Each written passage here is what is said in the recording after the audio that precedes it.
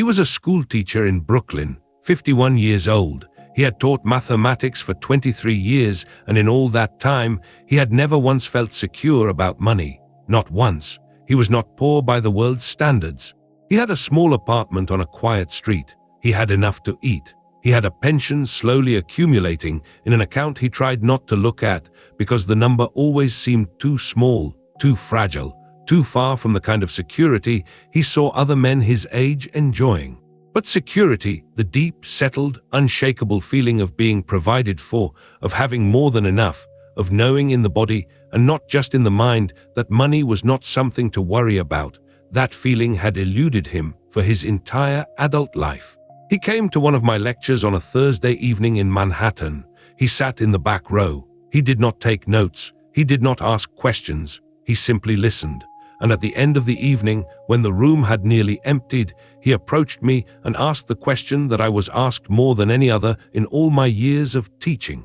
"Neville, does this work for money?" I looked at him and I said, "The law does not know the difference between money and anything else. The law knows only assumption. And if you can assume the feeling of wealth with the same conviction with which you currently assume the feeling of lack, your financial world will change as surely as the sun rises in the morning." He said, "I do not know what wealth feels like. I have never experienced it." And I said, "Then tonight you will learn, because wealth is not an amount, it is a state, and states can be occupied by anyone at any time, regardless of their current circumstances." My name is Neville Goddard. I was born in Barbados in 1905 into a family of 10 children. We were not wealthy. I came to New York as a young man with little money and fewer connections. I worked as a dancer and an actor before I discovered the law that would consume and direct the remainder of my life. What makes my teaching different from the many voices that promise prosperity is this: I do not teach prosperity. I teach the law of assumption. And the law of assumption, when applied to financial matters, produces results that appear miraculous but are in fact as predictable and lawful as the growth of a seed planted in fertile soil. I did not become financially free through business acumen. I did not inherit wealth. I did not discover a market opportunity or build an empire. I changed what I assumed about myself in relation to money. And the world, the physical, tangible, three-dimensional world, conformed to the new assumption. It had no choice. The law does not offer choices. It offers consequences. In this teaching, I am going to share with you everything I know about the relationship between consciousness and money. I will tell you why most people remain in financial struggle regardless of how hard they work. I will reveal the specific assumptions that keep wealth at a distance, assumptions so common, so culturally embedded, that most people mistake them for facts about the way the world works. And I will teach you the exact method I used and taught my students to use to assume wealth into existence. This is not a get-rich-quick scheme. This is not a technique for gaming the universe. This is the law of assumption applied to the area of life that causes more anxiety, more suffering, more self-betrayal, and more quiet desperation than perhaps any other. Let me begin with a truth that will seem counterintuitive, but is absolutely foundational to everything that follows. Money does not come to you from the world. Money comes to you from your consciousness. I know what the rational mind says. It says, of course, money comes from the world. It comes from your employer, from your clients, from your investments, from the economy, from the market.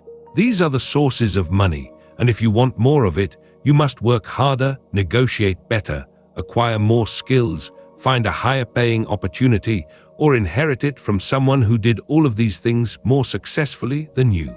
I tell you, these are not the sources of money. These are the channels through which money flows, and the force that determines which channels open and which remain closed, which opportunities appear and which remain invisible, which doors swing wide and which stay firmly shut. That force is not your effort, your resume, your connections, or your luck. That force is your assumption. You are imagination, and imagination creates reality. This includes financial reality. The amount of money you have is not determined by your skill, your education, your industry, your age, or any other external factor the world tells you is decisive. It is determined by the assumption you hold about yourself in relation to money, the deep, often unconscious, felt sense of who you are as a financial being. Consciousness is the only reality.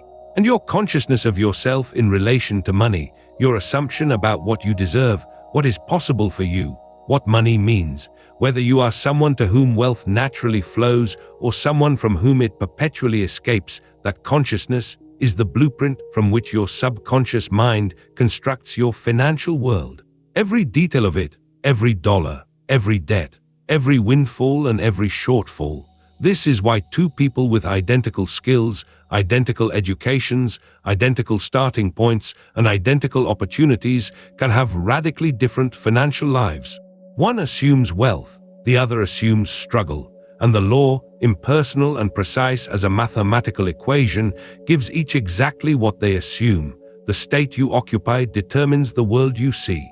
Occupy the state of financial security, genuinely, at the level of feeling, not at the level of words, and the world you see will begin to reflect security.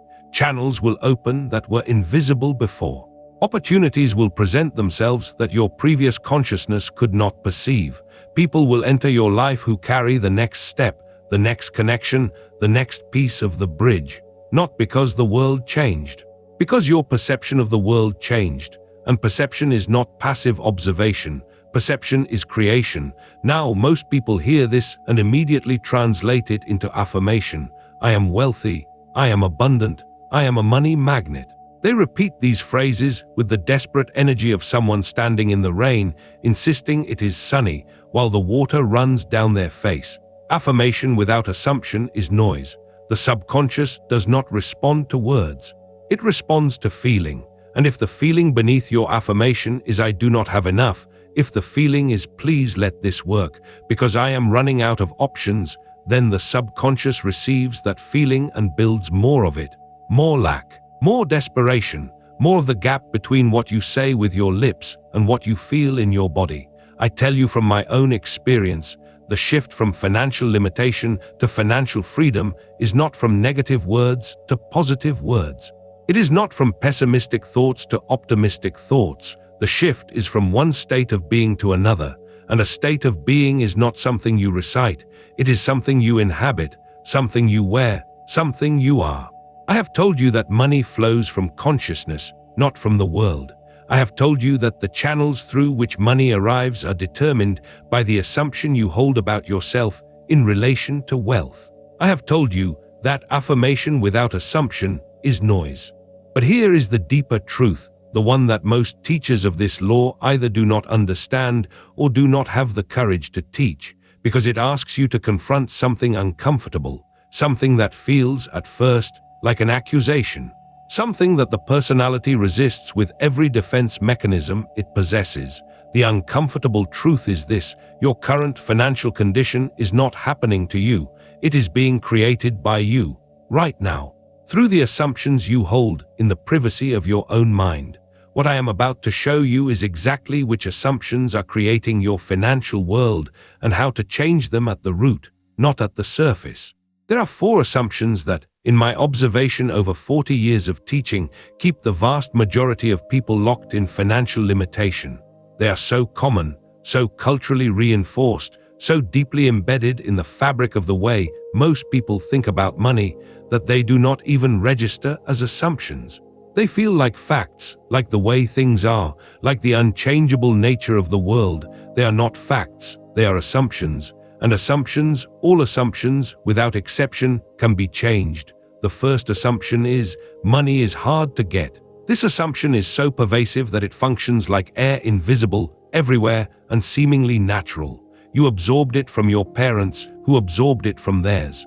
You heard it from your teachers, your relatives, your neighbors, the television, the newspapers, the culture at large.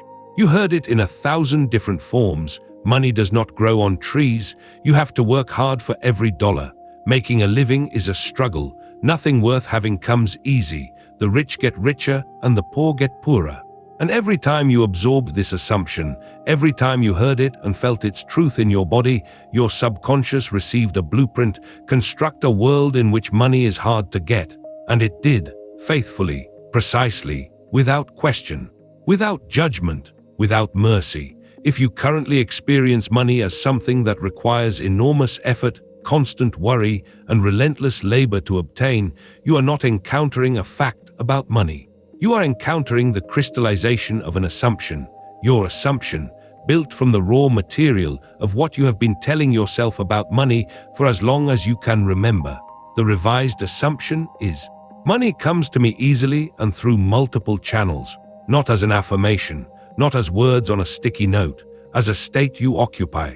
Feel what it would feel like if money simply appeared in your life with ease through unexpected sources, through surprising opportunities, through channels you could never have predicted and certainly never planned.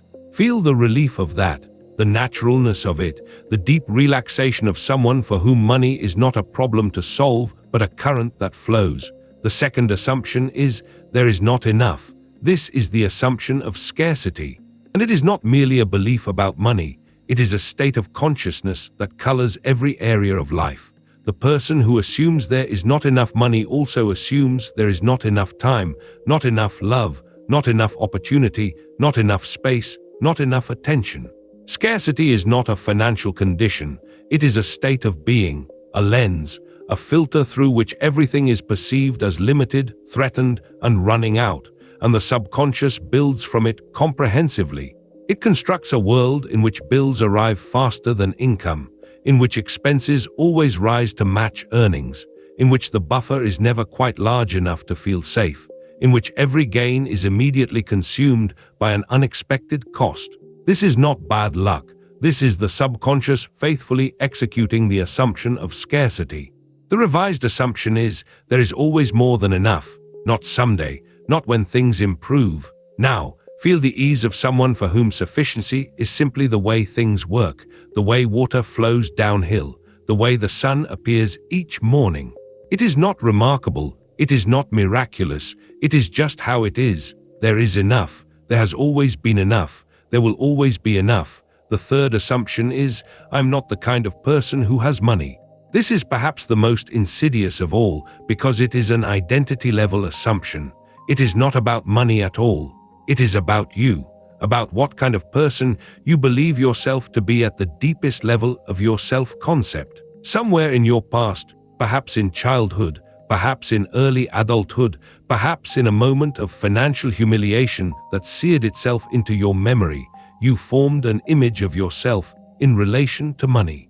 And for many people, that image is one of someone who gets by, someone who manages, someone who has enough to survive but never enough to thrive, someone for whom financial ease is something that happens to other people, luckier people, smarter people, more connected people, people who were born into the right family or attended the right school or found the right opportunity at the right time.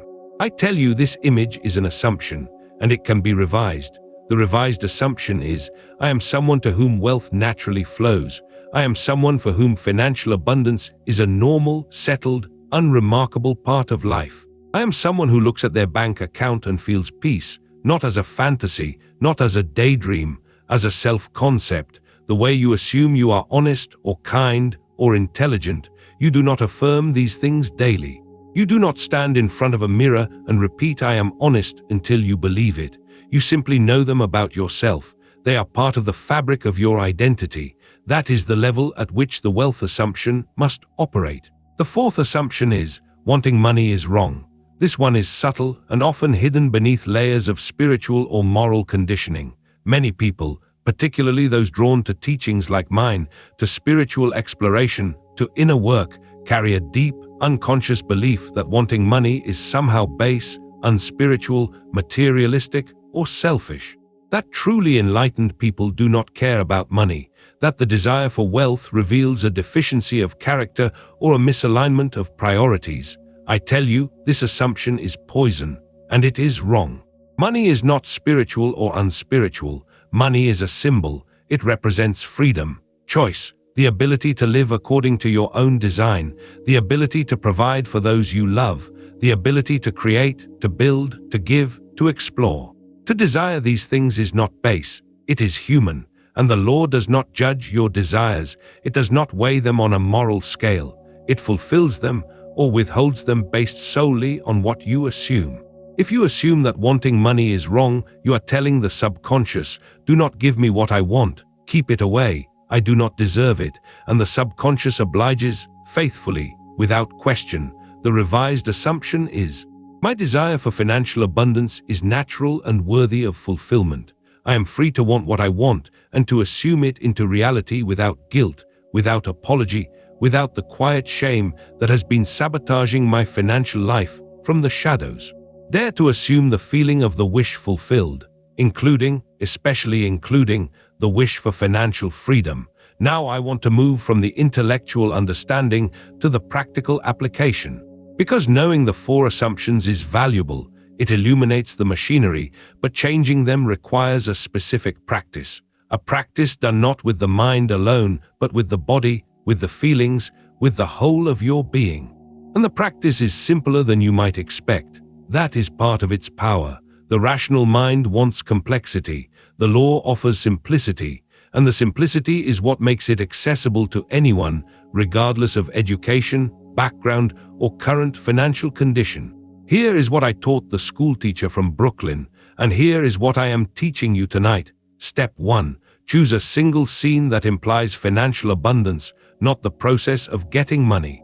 Not the moment of receiving a check or a transfer notification, not the act of signing a contract, the state after. The settled, ordinary, unremarkable experience of being someone for whom money is no longer a concern. The experience of wealth as background, as the way things are, as Tuesday. For the school teacher, I suggested this scene. Imagine yourself sitting at your kitchen table on a Saturday morning, a cup of coffee beside you.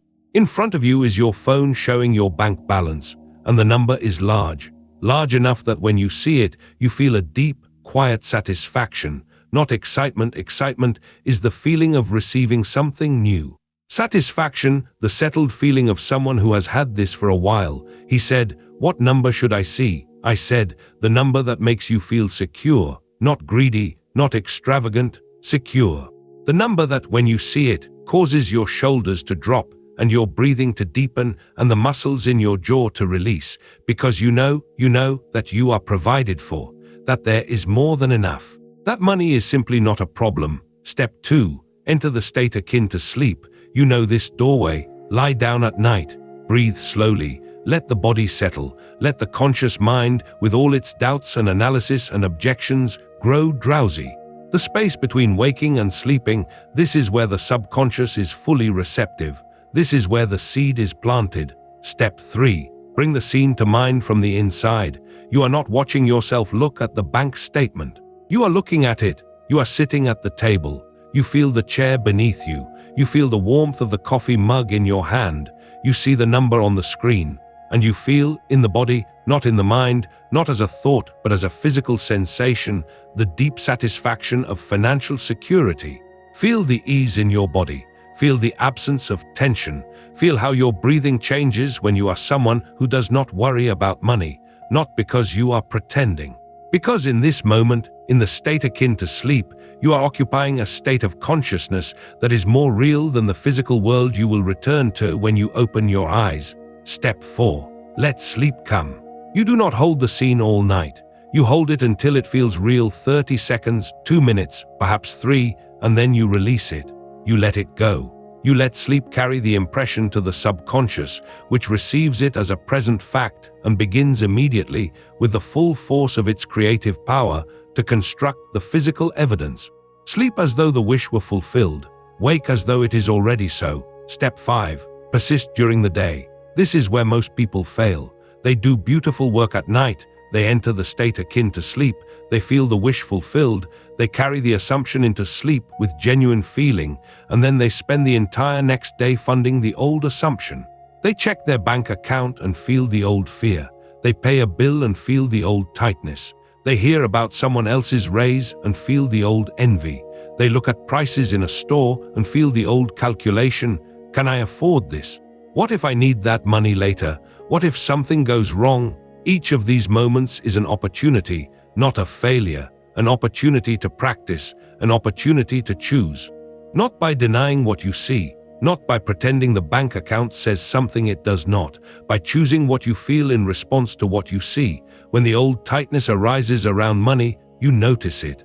You do not fight it. You do not shame yourself for feeling it, and you gently, calmly, with the quiet authority of someone who knows the law, redirect to the new state. I am provided for. There is always enough. Money comes to me easily and through multiple channels. I am someone to whom wealth naturally flows, not as words, as a state, as something you inhabit, as something you return to again and again until it becomes the default. Until the old state, the old assumption of lack, of scarcity, of not enough, starves from lack of attention and dissolves. Persist in your assumption and the world must rearrange itself to conform. The most important conversation you will ever have is the one you hold with yourself, and the financial dimension of that conversation, the quiet, inner monologue about money that runs beneath your conscious awareness every single day, is the cause behind every financial condition you have ever experienced. Let me tell you what happened to the school teacher. He went home that Thursday night and he did exactly as I had instructed. He lay down. He entered the state akin to sleep. He imagined himself sitting at his kitchen table on a Saturday morning, looking at a number on his phone, a number that made him feel secure, a number that made his body relax, and he felt it, not with force, not with the strained intensity of someone trying to will something into existence, with the quiet satisfaction of someone who simply has enough. He did this every night for 3 weeks. Nothing visible changed during that time. His paycheck was the same. His bills were the same. His apartment was the same. The number in his bank account was the same disappointing figure it had always been, but something in him was different. He noticed it first in his body. The tension he had carried in his shoulders for decades had softened. He noticed it next in his conversations. He no longer complained about money, not because he was suppressing the impulse, but because the impulse had faded. He walked differently. He spoke differently. He no longer carried the invisible weight of someone constantly worried about whether there would be enough. He had changed states, and the world, which had not yet caught up, was about to. The bridge of incidents began in the 4th week. An old college friend contacted him, someone he had not spoken to in years, someone he had nearly forgotten.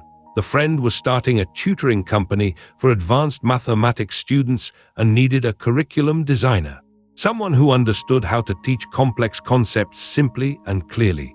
Someone who had spent 23 years in a classroom learning exactly how to do that. The pay was more than the school teacher made in a year at his school. The work could be done in the evenings and on weekends alongside his teaching position.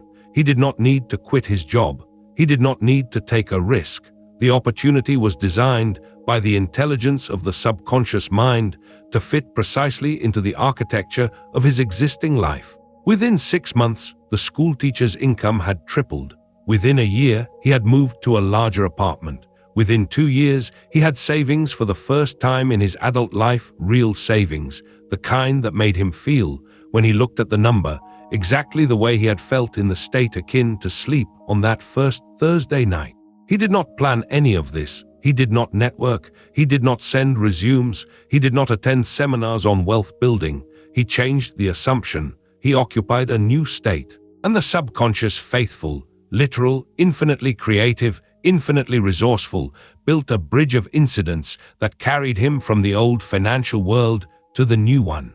Man's imagination is the only redemptive power in the world, not a business plan, not a financial advisor, not a lucky break, not a side hustle. Imagination used with precision, in the state akin to sleep, occupied with the feeling of the wish fulfilled, is the cause behind every financial condition you will ever experience. I want to take you deeper now into something I rarely discussed in my public lectures, because it requires a level of honesty that most people find uncomfortable. There is a relationship between money and self-concept that is so intimate, so tightly bound, so thoroughly intertwined, that you cannot change one without changing the other. Your financial condition is not a separate compartment of your life, independent of your relationships, your health, your creativity, your sense of purpose. It is an expression of your total self-concept. The person who sees themselves as unworthy will experience financial limitation, not because the world is withholding from them, not because the economy is unfair, not because they chose the wrong career, but because unworthiness and abundance cannot coexist in the same consciousness. They are incompatible states. They are like oil and water. You cannot pour wealth into a vessel shaped by unworthiness and expect it to stay. This is why techniques focused solely on money often fail. You cannot plant the assumption of wealth in the soil of unworthiness and expect it to grow. The soil itself must be changed. The self-concept, the total felt sense of who you are and what you deserve, must shift before the financial condition can shift permanently. I have seen people use the law to produce temporary financial gains, a windfall, an unexpected check, a brief period of increase, only to watch it all drain away within months, not because the law stopped working, because the self-concept had not changed. The old identity, the identity of someone who does not have money, who cannot keep money, who is not the kind of person for whom wealth is natural, reasserted itself. And the subconscious, ever faithful, rebuilt the old financial world to match. The key, therefore, is not to assume wealth in isolation. The key is to assume a new self-concept, a new total identity, in which wealth is simply one natural, unremarkable facet of who you are. And the way to assume a new self-concept is through the I am. I am worthy of financial abundance, not as an affirmation shouted into a mirror, not as words repeated while driving to a job you hate, as a deep, quiet, settled recognition of your nature as the creative power itself. You are the burning bush. You are the I am, and the I am does not lack. The I am does not struggle. The I am does not pinch pennies and worry about the future.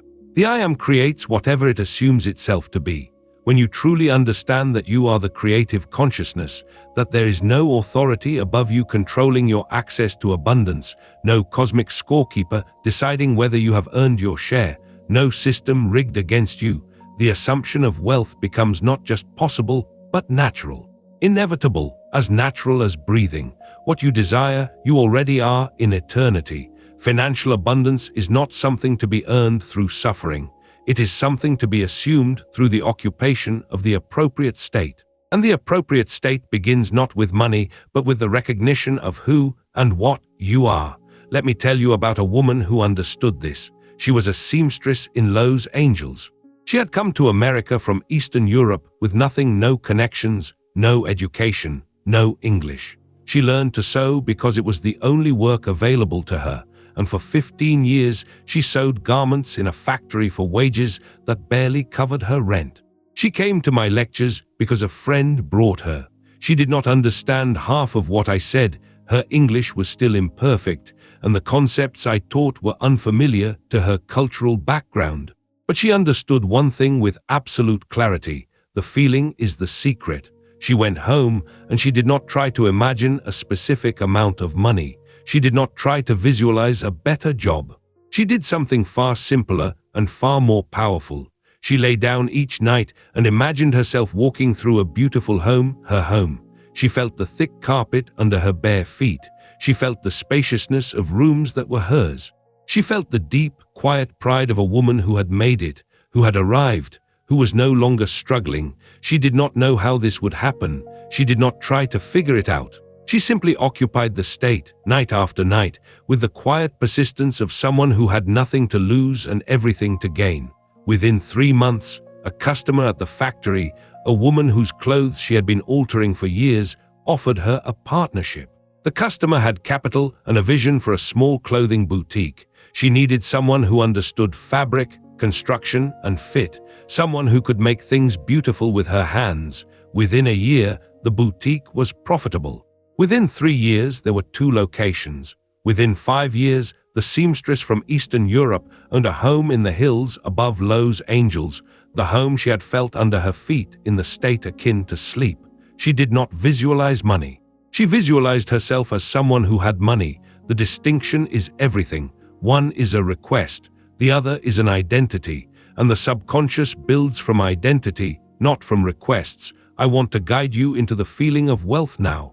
Not the idea of it, the feeling. Close your eyes, take a slow breath, Let the body settle into whatever surface holds it. I want you to imagine, right now, that your financial life is exactly as you wish it to be, not in the future. Not someday, now, settled, resolved, complete. There is no debt, there is no anxiety, there is no calculation running in the background of your mind. There is simply enough, more than enough. Feel what that feels like in the body, not excitement, not the thrill of a lottery win, the quiet ease of someone who has not thought about money in months because there is simply nothing to worry about. Bills are paid automatically, savings grow steadily, opportunities arrive regularly. Generosity flows naturally, without the fear of depletion. Money is not a source of anxiety in your life. It is not a problem to solve.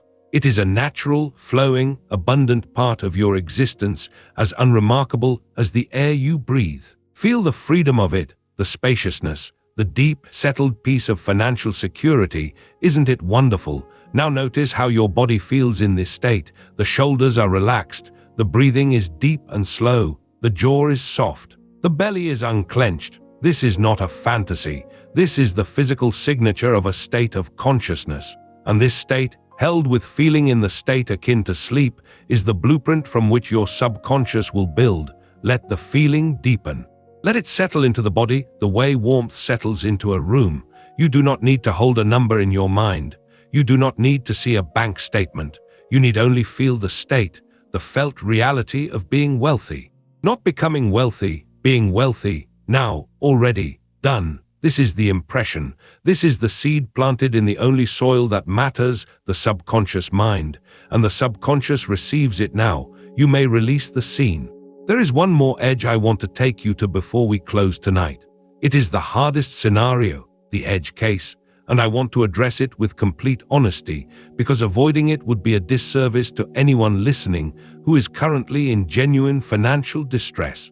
What do you do when you are in crisis? When the bills are overdue and the phone is ringing and the account is empty? When the physical evidence of lack is so overwhelming, so immediate, so loud that occupying the state of wealth feels not just difficult, but absurd, even offensive? I have been asked this question many times, and my answer has always been the same.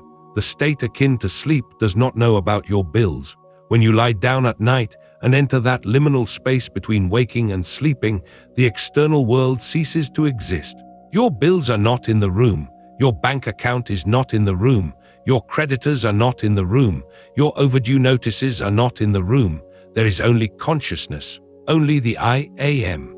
Only the creative power, unencumbered by physical evidence, free of every circumstance that the waking world insists is real and permanent and unchangeable. In that space, and only in that space, you are free. Free to assume anything. Free to feel anything. Free to occupy any state you choose. The crisis has no jurisdiction in the state akin to sleep. The bills have no voice in the doorway between waking and sleeping. There is only you and the feeling you choose to carry through that doorway, and what you assume in that space, with feeling, becomes the instruction the subconscious receives and builds from. The crisis does not prevent the assumption. The assumption resolves the crisis, but the assumption must come first. This is the hard part. This is where faith is required. You must be willing to feel wealthy before the evidence of wealth arrives. You must be willing to occupy the state before the conditions match it. You must be willing to carry the feeling of abundance into sleep while the waking world shouts lack at you from every direction. This is faith, not faith in a deity, not faith in luck, not faith in the goodness of the universe, faith in the law, faith that consciousness creates reality, faith that the feeling of the wish fulfilled, held in the state akin to sleep and persisted in with calm certainty, will be externalized by the subconscious mind, regardless of what the current physical evidence suggests. I have never known this law to fail, not once, not in 40 years of testing it in my own life and observing it in the lives of thousands of students. I have known people to fail to apply it. I have known people to give up too soon. I have known people to do beautiful work at night and then fund the old assumption all day long through worry, complaint, and the scanning of bank accounts. But the law itself, the law that assumption hardens into fact, has never failed. It cannot fail. It is a law. Remember the schoolteacher from Brooklyn, 51 years old, 23 years of teaching mathematics, a lifetime of financial anxiety that had become so familiar, so deeply woven into the fabric of his daily consciousness that he did not even recognize it as an assumption. He thought it was reality. He thought it was the way the world worked. He thought it was just life. It was not reality. It was not the way the world worked. It was not just life. It was a crystallized assumption, nothing more. And when he changed the assumption, when he occupied the state of financial security in the state akin to sleep and persisted in it, night after night, with the calm certainty of a man who had heard the law explained and decided to test it, his world restructured itself around the new state. Not through magic, not through luck, through the precise, lawful operation of consciousness creating reality. He did not become a different person. He became the person he always was in eternity, someone for whom abundance was natural, expected, and ordinary. Someone who looked at a bank balance and felt peace. Someone who had always existed in the fourth dimension of consciousness, waiting to be assumed into the third dimension of physical experience. The same is true for you.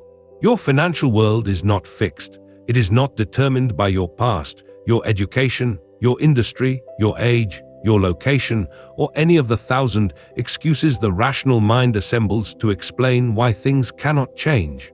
It is determined by the assumption you hold in the privacy of your own consciousness. Change the assumption and you change the world. It is that simple, and it is that demanding, because simplicity requires persistence, and persistence requires faith, and faith requires the willingness to feel the new state before the evidence of it appears. Persist in your assumption, and the world must rearrange itself to conform. Use the law tonight. Choose your scene. Feel your state. Enter the doorway between waking and sleeping, and carry the feeling of wealth through it. Not as a technique you are trying, as a truth you are inhabiting. And then watch your financial world begin to move. If this teaching has shifted something in you, if you feel the loosening of an old assumption about money that you did not even know you were carrying, an assumption so deep and so old that it felt like a fact about the world rather than a story you were telling yourself, then the law has already begun its work. Carry the feeling of abundance with you tonight, not as an affirmation, as a state, as a quiet, undramatic certainty that you are provided for, that there is always more than enough, and that money flows to you as naturally as air enters your lungs.